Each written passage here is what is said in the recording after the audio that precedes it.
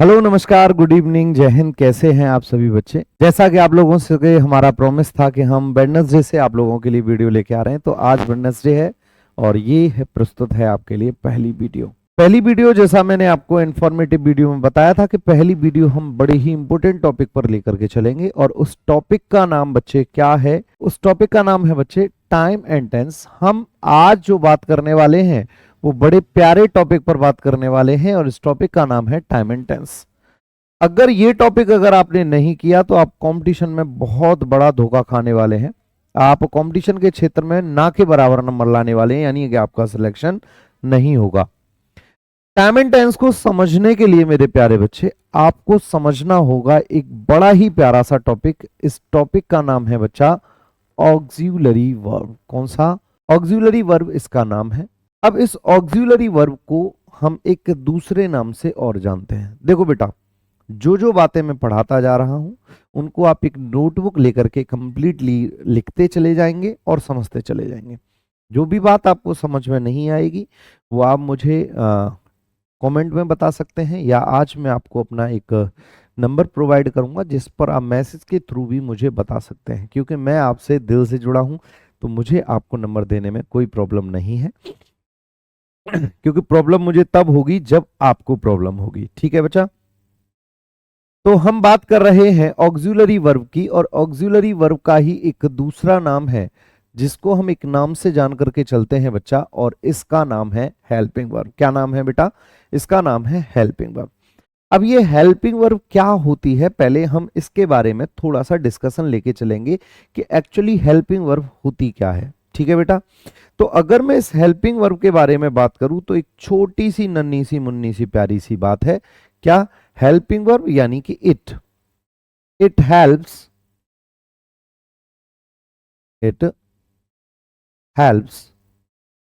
Main verb. ये क्या करती है? मेन वर्ब की मदद करती है काय में? To complete its meaning. To complete its meaning, अपनी मीनिंग को कंप्लीट करने में। यानी जब हेल्पिंग वर्ब मेन वर्ब को उसका मीनिंग कंप्लीट करने में, यानी आप ऐसे कहिए कि कोई भी वर्ब जब मेन वर्ब को उसका मीनिंग कंप्लीट करने में हेल्प करती है, उसी को हम हेल्पिंग वर्ब के नाम से जानते हैं। एक बार फिर से सुनिए क्या कहा मैंने। कोई भी वर्ब जब मेन वर्ब को उसका मीनिंग कंप्लीट करने में हेल्प करती है, उसी को हम क्या नाम देते हैं बेटा? उसी को नाम देते हैं हम helping verb. Is that clear? अगर यहां तक की बात क्लियर है तो मैं आप लोगों को इसे एग्जाम्पल के थ्रू समझाने की थोड़ी सी कोशिश करता हूं। मैंने एक सेंटेंस लिखा और मैंने कहा ही इज प्लेइंग। क्या लिखा बेटा मैंने लिखा ही इज प्लेइंग। अगर मैं इसकी बात करता हूं मेरे बच्चे, तो अगर मैं यहां से थोड़ी देर के लिए एक छोटा सा एक्सपेरिमेंट करता हूं कि मैं यहां से इस इज को हटाए दे रहा हूं। मैंने क्या कर दिया? मैंने इस इज को यहां से हटा दिया। जैसे ही मैंने इस इज को यहां से हटाया तो आप देख पा रहे होंगे कि इस सेंटेंस का कोई मीनिंग नहीं है। अगर इसका मीनिंग निकालने की आप कोशिश करते हैं तो मीनिंग निकलेगा वह खेल रहा। अब खेल रहा है, खेल रहा था या खेल रहा होगा, इसका मीनिंग कब निकलेगा? जब या तो आप यहां इज लिखेंगे, या फिर आप यहां वॉज लिखेंगे, या फिर आप यहां पर विल वी लिखेंगे, तब जाकर के इस प्लेइंग का मीनिंग कंप्लीट होगा। इसका मतलब ये हुआ कि यहां प्लेइंग जो है वो मेन वर्ब है, और विल इज वॉज वर ये क्या है आपकी? ये हेल्पिंग वर्ब है। तो हमें यहां से एक बात पता चली कि हेल्पिंग वर्ब के बाद मेन वर्ब का आना कंपलसरी है। क्या कहा बेटा मैंने? हेल्पिंग वर्ब के बाद मेन वर्ब का आना कंपलसरी है। अगर हेल्पिंग वर्ब के बाद मेन वर्ब नहीं आती है, इन केस ऐसा कई बार होगा कि हेल्पिंग वर्ब जैसी दिखने वाली वर्ब के बाद मेन वर्ब अगर नहीं आए तो हेल्पिंग वर्ब क्या कहलाएगी?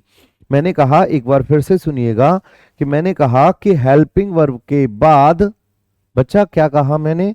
हेल्पिंग वर्ब के बाद मेन वर्ब का आना कंपलसरी है।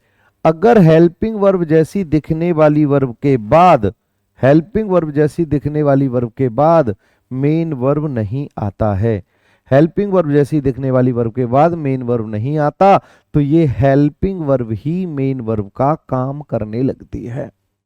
इसके लिए मैं एक छोटा सा एग्जांपल लेता हूं। मैं अभी लिख रहा था ही इज प्लेइंग। क्या लिख रहा था बच्चे? मैंने लिखा था ही इज प्लेइंग। अगर मैं सेंटेंस में देखूं तो प्लेइंग मेन वर्ब है। बच्चा क्या है? प्लेइंग मेन वर्ब है।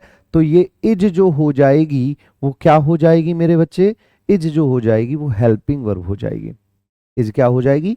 इज हेल्पिंग वर्ब हो जाएगी। मैंने कहा प्लेइंग मेन वर्ब है से पहले इज जो है वो हेल्पिंग वर्ब है। लेकिन अगर मैं यही सेंटेंस लिख दूं, क्या मैंने लिखा ही इज अ प्लेयर। क्या लिखा बेटा मैंने?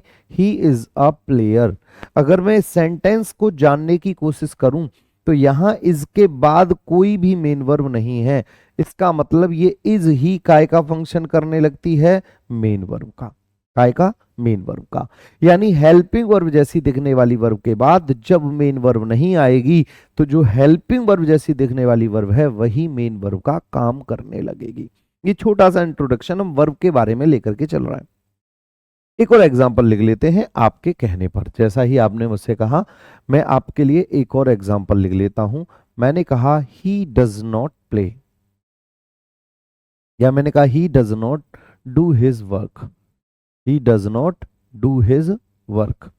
मैंने यहां पर लिखा he does not do his work. ठीक है मेरे प्यारे बच्चे। अगर मैं इसी सेंटेंस में लिखूं, क्या लिख दूं बेटा? He does his work. He does his work. अब बेटा गौर से समझिएगा, यहां पर मैंने कहा डज क्या है? हेल्पिंग वर्ब, क्योंकि डू इसके बाद मेन वर्ब है। डू का मतलब हो गया मेरे बच्चे करना। लेकिन क्या इस डज के बाद कोई मेन वर्ब है? आप कहोगे नहीं। लेकिन डज देखने में तो हेल्पिंग वर्ब लग रही है, लेकिन ये हेल्पिंग वर्ब का काम न करके काय का काम करने लगेगी? मेन वर्ब का। तो आपको इतनी बात तो क्लियर हो गई होगी कि ऑक्सिलरी वर्ब क्या होती है? हेल्पिंग वर्ब होती है। और हेल्पिंग वर्ब वो होती है जिसके बाद मेन वर्ब आती है। लेकिन अगर मेन वर्ब ना आए तो हेल्पिंग वर्ब जैसी दिखने वाली वर्ब ही मेन वर्ब का फंक्शन करने लगती है। इतनी बात क्लियर हो रही होगी मेरी। अगर इतनी बात क्लियर है तो मैं ऑक्सिलरी वर्ब के बारे में थोड़ा सा डिस्कशन आप लोगों के साथ लेकर के फिर से चलने की कोशिश करता हूं।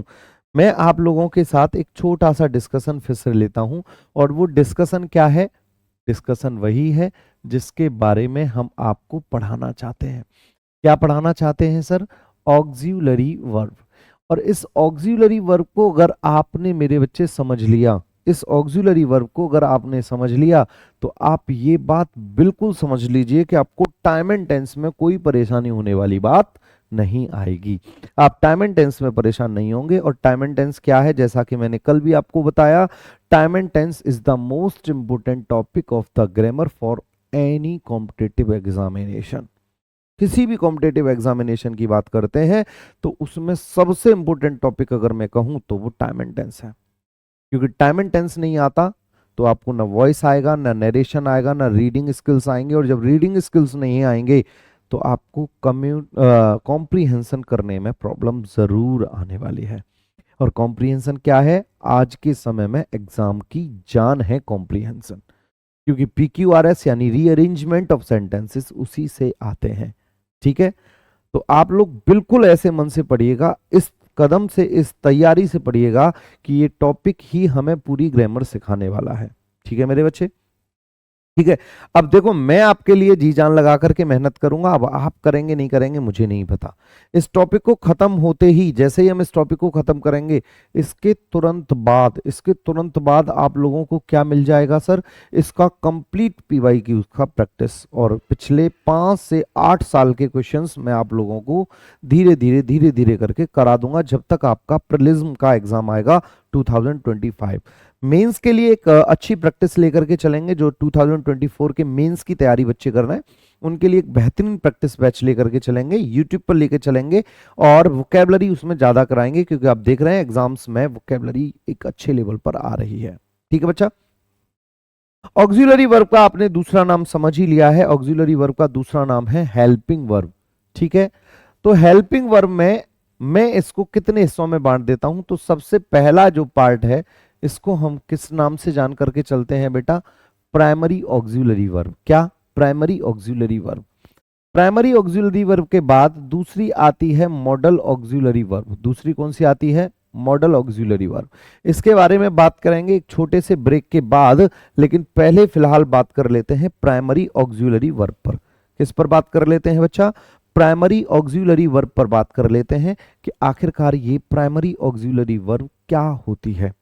अगर आप इस प्राइमरी ऑक्सिलरी वर्ब के बारे में बात करते हैं तो प्राइमरी ऑक्सिलरी वर्ब भी 3 हिस्सों में बढ़ जाती है, जिसमें से सबसे पहला जो पार्ट है आपका वो है बी। कौन सा? बी। मैंने कहा प्राइमरी ऑक्सिलरी वर्ब 3 हिस्सों में बट गई, जिसमें पहली वर्ब है बी, दूसरी वर्ब है डू, और तीसरी जो वर्ब है बच्चा, तीसरी जो वर्ब है इसका नाम है हैव। एक बार फिर से समझिएगा, ऑक्सिलरी वर्ब को हम हेल्पिंग वर्ब कहते हैं। हेल्पिंग वर्ब को फिलहाल हमने 2 हिस्सों में बांटा है, जिसमें पहला प्राइमरी है, दूसरा मॉडल है। मॉडल पर बात करेंगे एक छोटे से ब्रेक के बाद, लेकिन पहले बात कर रहे हैं प्राइमरी ऑक्सिलरी वर्ब पर।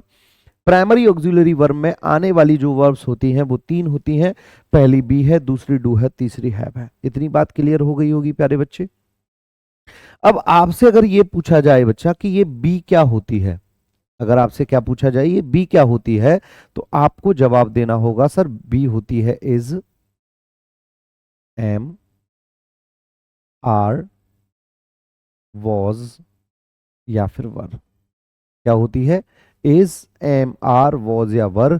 इसके अलावा बी, बीन और बीइंग। क्या होती है? बी, बीन और बीइंग। ये आपकी प्राइमरी ऑक्सिलरी वर्ब की बी की फॉर्म है। एक बार फिर से समझिए, क्वेश्चन मैं आपसे क्या करूंगा, मैंने आपसे क्वेश्चन किया प्यारे बच्चे, प्राइमरी ऑक्सिलरी वर्ब कितनी होती हैं? तो 3 होती हैं, बी, डू और हैव। मैं अगर आपसे क्वेश्चन करूं कि बी क्या होती है, तो बी होती है मेरे बच्चे is, am, are, was, were, be, been और बीइंग को हम क्या बोलते हैं बच्चा? बी बोलते हैं। दूसरी आती है डू। डू की फॉर्म में आने वाली वर्ब है डू, डज और डिड। क्या है बच्चा? डू, डज और डिड बी की फॉर्म में आने वाली वर्ब है। और बेटा तीसरी है हैव, तो इसमें आने वाली वर्ब है हैव, हैज, हैव और हैड। मैंने आपसे पूछा बी क्या है, तो प्यारे बच्चे आपका जवाब होगा बी कहते हैं सर हम is, am, are, was, were, be, been और बीइंग को। और अगर मैंने आपसे पूछा डू क्या है, तो आपका जवाब होगा सर डू, डज, डिड को बी कहते हैं, डू कहते हैं। और मैंने पूछा अगर हैव क्या है, तो आप कहोगे सर हैज, हैव, हैड को हम, हैज, हैव, हैड को हम हैव बोलते हैं। इतनी बात क्लियर हो गई होगी। अब ये जितनी भी वर्ब्स मैंने लिखी हैं, इन हर एक वर्ब्स का अपना एक स्पेशलाइजेशन है, एक स्पेशलिटी है हर किसी की। अगर वो स्पेशलिटी आपको समझ में आ गई तो आपको बहुत सारी बातें समझ में आ गई। समझना क्या है सर इसमें? समझना ये है कि जो ये बी की फॉर्म है सर कहां तक? बीन तक। ये जब भी किसी सेंटेंस में यूज होंगी तो ये अपने साथ क्या लेकर के चलेंगी? वर्ब की फर्स्ट फॉर्म में आईएनजी। आगे क्या है ग्रामर में बहुत सारे लोग आपको बता सकते हैं इसके साथ थर्ड फॉर्म ऑफ वर्ब भी यूज होता है, लेकिन उसकी बात फिर से हम कह रहे हैं एक छोटे से ब्रेक के बाद करेंगे। मैंने क्या कहा कि बी की फॉर्म की स्पेशलिटी क्या है? बीइंग को छोड़कर ये जितनी भी बी की फॉर्म है सब अपने साथ आईएनजी लेकर के चलती हैं। क्या लेकर के चलती हैं बच्चा? सब अपने साथ आईएनजी लेकर के चलते हैं। ठीक है। अगर मैं आपसे कहूं कि सर डू की भी कोई स्पेशलाइजेशन है, बिल्कुल है बेटा। डू की स्पेशलाइजेशन क्या है कि डू अपने साथ फर्स्ट फॉर्म ऑफ वर्ब लेके चलता है। डू अपने साथ क्या लेके चलता है? First form of verb. तो सर हैव का भी अपना कोई स्पेशलिटी होगी, बिल्कुल है बेटा। तो हैव अपने साथ क्या लेकर के चलता है? थर्ड फॉर्म ऑफ वर्ब लेकर के चलता है। यहीं से अगर मैं आपसे क्वेश्चन करूं कि सर बी कौन सी फॉर्म ऑफ वर्ब लेके चलती है, तो बी फॉर्म ऑफ वर्ब लेके चलती है वर्ब की फर्स्ट फॉर्म में आईएनजी। अगर मैं यहीं से क्वेश्चन करूं कौन सी बी है सी है जो अपने साथ आईएनजी लेके नहीं चलती, तो बीइंग जो है वो अपने साथ आईएनजी लेकर के नहीं चलती। सर मैं अगर आपसे पूछूं डू की फॉर्म क्या होती है, तो आपका जवाब होगा do, does, did he do की फॉर्म होती हैं। अगर मैं आपसे पूछता हूं इसका स्पेशलाइजेशन क्या है, तो आपका जवाब होगा सर डू, डज, डिड अपने साथ वर्ब की फर्स्ट फॉर्म लेकर के चलती हैं। अगर मैं आपसे पूछूं कि सर हैव क्या है, तो आपका जवाब होगा हैज, हैव, और हैड को हम हैव कहते हैं। और मैं पूछूं कि इसका स्पेशलाइजेशन क्या है, तो आप कहेंगे कि सर ये अपने साथ वर्ब की थर्ड फॉर्म लेके चलती है। अब ये स्पेशलाइजेशन किया क्यों गया, आखिरकार इसका यूज क्या है, कहां हम इसको पढ़ के चलेंगे, इसका यूज क्यों होगा और किस तरीके से इसका यूज होगा, वो बात अब हमें समझना बाकी है। मॉडल की बात करेंगे ब्रेक के बाद। ठीक है बच्चा, ठीक है। अगर यहां तक की बात आपको क्लियर है ही, तो फिर आगे बढ़ लेते हैं बेटा। ठीक है, आगे बढ़ लेते हैं। आगे मैं इसको थोड़ा सा रोक रहा हूं बेटा, ये जो टॉपिक मैंने अभी आपको पढ़ा है इसको थोड़ी देर के लिए रोक रहे हैं। क्यों रोक रहे हैं, इसकी बात आपको फिर से पता चलेगी, क्योंकि अब हम फिर से डिस्कस करने वाले एक छोटे से टॉपिक पर, जिसका नाम है बेटा क्या, टाइम एंड टेंस। क्या नाम है इसका, टाइम एंड टेंस नाम है। अगर मैं आपसे कहूं कि टाइम एंड टेंस कितने तरह के होते हैं, तो टाइम एंड टेंस अपने आप में 3 तरीके के होते हैं। कितने तरीके के बेटा, 3 तरीके के, जिसमें से सबसे पहला है प्रेजेंट। आप सभी ने पढ़ा होगा बचपन में, मैडम जी ने आपको पढ़ाया होगा। पहला कौन सा है, प्रेजेंट। दूसरे की बात करता हूं तो बच्चा दूसरा कौन सा है आपका, पास्ट। और बेटा अगर मैं तीसरे की बात करता हूं तो तीसरा हमारा क्या है, फ्यूचर। टाइम एंड टेंस कितने होते हैं हमारे, 3 होते हैं सर, प्रेजेंट, पास्ट और फ्यूचर 3 होते हैं। और ये जितने भी तीनों के तीनों हैं, हर एक के 4-4 पार्ट होते हैं। कितने कितने पार्ट होते हैं, हर एक के 4-4 पार्ट होते हैं, जिनमें से सबसे पहला पार्ट है इंडेफिनिट। कौन सा, इंडेफिनिट। अगर मैं दूसरे की बात करता हूं तो दूसरा है बच्चा कॉन्टिन्यूअस, कॉन्टिन्यूअस। तीसरे की अगर मैं बात करता हूं तो तीसरा पार्ट है बेटा परफेक्ट। कौन सा, तीसरा पार्ट है बेटा परफेक्ट। और चौथे की अगर मैं बात करता हूं तो चौथा पार्ट है हमारा परफेक्ट कॉन्टिन्यूअस। कौन सा, परफेक्ट कॉन्टिन्यूअस चौथा हमारा पार्ट है। पहला पार्ट है इंडेफिनिट, दूसरा पार्ट है कॉन्टिन्यूअस, तीसरा पार्ट है परफेक्ट, चौथा पार्ट है परफेक्ट कॉन्टिन्यूअस। ठीक है बच्चा, इसका मतलब ये चारों के चारों पार्ट प्रेजेंट के भी हैं, ये चारों के चारों पार्ट पास्ट के भी हैं, और यही चारों के चारों पार्ट फ्यूचर के भी हैं। कुल मिलाकर 4 इसके 4 इसके 4 इसके, टोटल हमें कितने पढ़ने पड़ेंगे, 12। अब ध्यान से सुनिएगा, इस बात को बताने के बाद फिर से हम यहां लौटेंगे। दिमाग खोल के बैठना पड़ेगा, क्योंकि ये जितना इंपॉर्टेंट टॉपिक है शुरुआत में उतना ही गोल गोल घूमेगा। अगर मेरी बात को ध्यान से सुनोगे तो हर बात समझ में आएगी। ठीक है, हर बात समझ में आएगी। ठीक है मेरे बच्चे, मैंने कहा जो बी है, बी का स्पेशलाइजेशन क्या है, ये अपने साथ आईएनजी लेके चलती है। और जो भी चीज आईएनजी लेके चलेगी वो कौन सा टेंस होगा बेटा, वो टेंस होगा कॉन्टिन्यूअस टेंस। कौन सा, कॉन्टिन्यूअस टेंस। यानी अगर मैं कहूं कि कॉन्टिन्यूअस टेंस में मेन वर्ब की कौन सी फॉर्म ऑफ वर्ब लगेगी, तो आप कहोगे सर मेन वर्ब में आईएनजी लगेगी। ठीक है, मैं कहूं जहां फर्स्ट फॉर्म होगी, फर्स्ट फॉर्म अपने साथ क्या ले, कौन सा टेंस होगा, इंडेफिनिट। कौन सा, इंडेफिनिट। और सर जहां थर्ड फॉर्म ऑफ वर्ब होगी वो कौन सा होगा, परफेक्ट। कौन सा होगा, परफेक्ट। अब एक बात और सुनिएगा, क्या, वो बात ये है बच्चा कि अगर मैं यहां से देखूं इज़ेमार, यहां से देखूं डूडज और यहां से देखूं हैजैब, तो ये तीनों के तीनों कौन से टेंस में यूज होंगे, बोलो जरा, प्रेजेंट टेंस। कौन सा बच्चा, प्रेजेंट टेंस।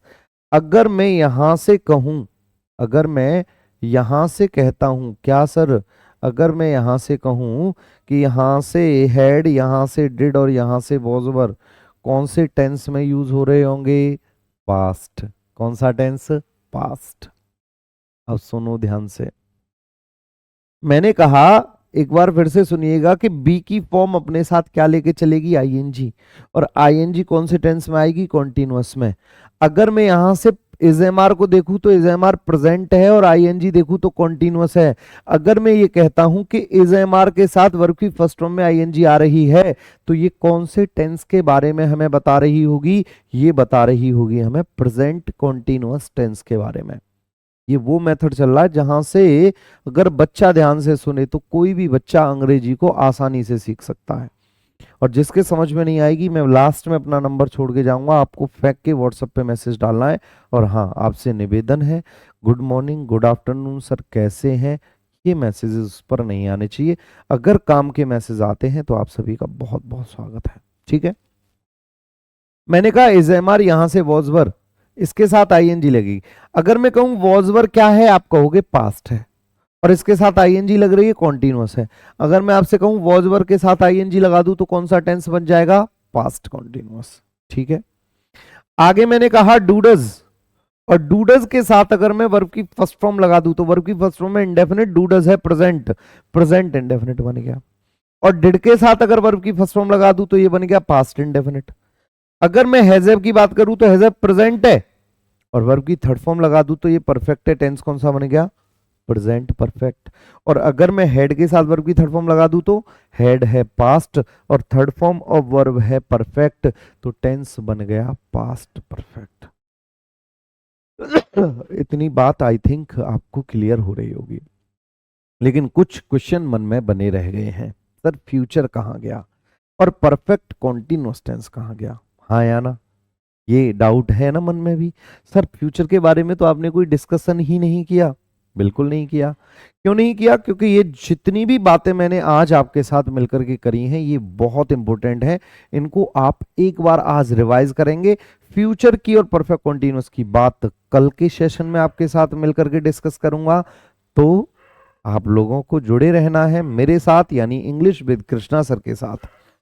अब बात आती है कि सर जो प्रॉब्लम्स हैं हमारी वो कहाँ डिस्कस होंगी, तो बेटा उसके लिए आप सभी को बताऊं, ये जो मैंने पढ़ाया है इसका लिंक आपको अभी फिलहाल, ये इसकी पीडीएफ आपको Telegram channel English with Krishna sir पर मिलेगी। इंग्लिश विद कृष्णा सर पर इसका पीडीएफ मिल जाएगा। आप मुझे इंस्टा पर भी फॉलो कर सकते हैं, इंस्टाग्राम पर भी आप मुझे फॉलो कर सकते हैं, same ID English with Krishna sir, English with Krishna sir, वहां भी आपको देखने को मिल जाएंगे हम। ठीक है, और अगर बात करते हैं व्हाट्सएप पर, आप मुझे इस नंबर पर आप मुझे व्हाट्सएप कर सकते हैं। ठीक है, जो भी आपकी प्रॉब्लम्स होंगी वो इस नंबर पर आपके साथ मिलकर के सॉल्व की जाएंगी। ठीक है,